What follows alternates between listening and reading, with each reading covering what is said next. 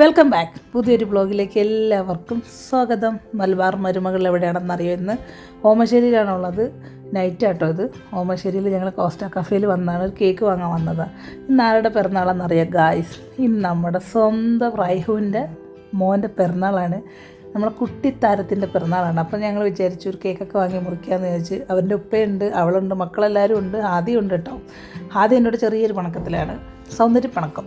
അതൊക്കെ കഴിഞ്ഞതാ ഞങ്ങളിതാ പിന്നെ വന്ന എവിടെയെന്നറിയോ ഗൈസ്? പിന്നെ നമ്മളെ സ്വന്തം മക്കാനിയിലാണ് വന്നത്. കുറച്ച് എടുത്തെടുത്ത് പറഞ്ഞാണ് കേട്ടോ. മക്കാനിയിലാണ് വന്നത്.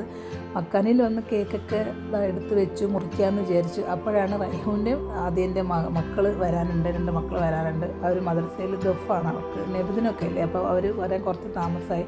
അപ്പോഴത്തേക്ക് ഞങ്ങളിങ്ങനെ കേക്കൊക്കെ വെച്ച് ഓരോ സംസാരിച്ചുകൊണ്ടൊക്കെ ഇരിക്കുകയാണ്. ഫോട്ടോഷൂട്ടൊക്കെ നടത്തുകയാണ്. ഫോട്ടോസ് എന്ന് പറഞ്ഞാൽ ഞങ്ങൾക്ക് പ്രാന്താണല്ലോ. അപ്പോൾ അതിൻ്റെ കാര്യങ്ങളൊക്കെ നോക്കണം. അപ്പോഴത്തേക്ക് മക്കളൊക്കെ വന്നു. എല്ലാവരും വന്നപ്പം പിന്നെ കേക്കൊക്കെ മുറിക്കാമെന്ന് വിചാരിച്ചു.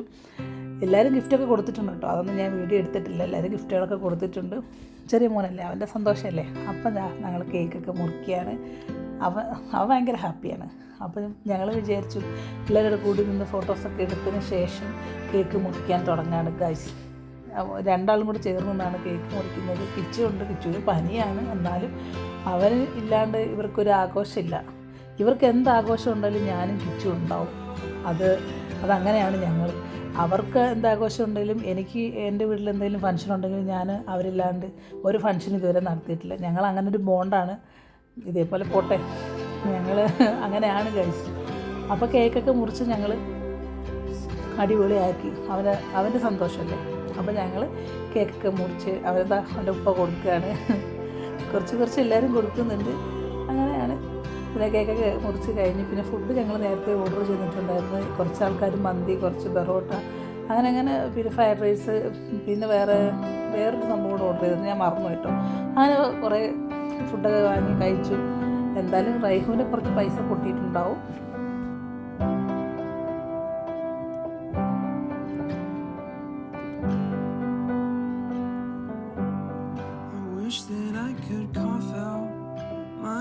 Emotions in a healthy manner and just become the right person that actually matters.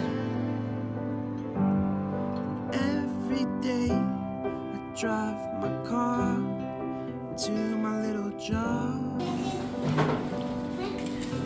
find some peace in the station.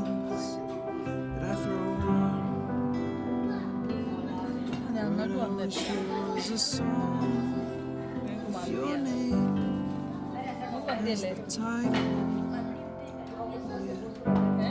Wish there was a song with your name as the title. Oh yeah.